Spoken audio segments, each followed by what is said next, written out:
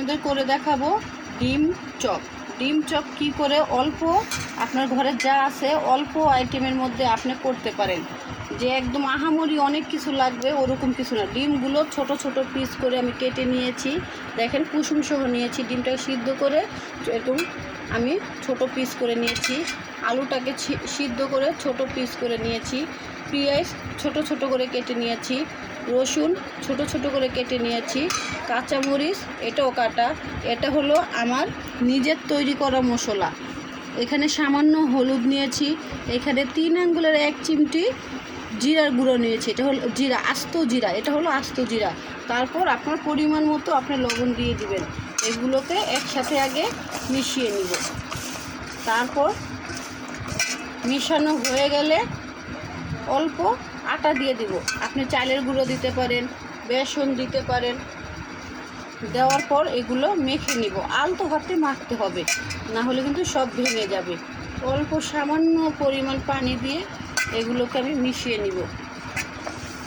কীরকম হয় পরিমাণটা বুঝে বুঝে এটাকে মাখাতে হবে, যাতে কম বেশি না হয়ে যায়। তাহলে কি হবে, এটা ভেঙে যাবে। পানি বেশি পড়লে আপনার ব্যাটারটা তৈরি হবে না।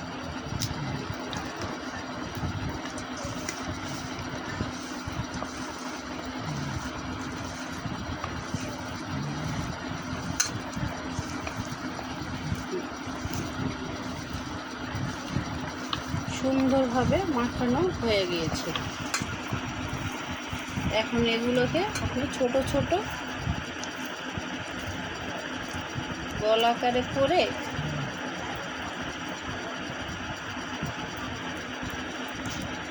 এইভাবে করে আপনি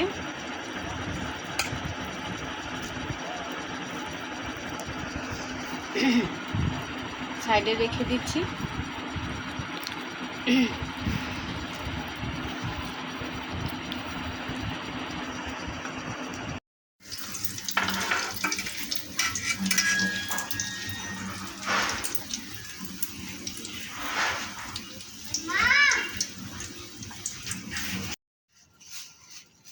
কমপ্লিট আমার ডিমের চপ, আলু দিয়ে ডিমের চপ।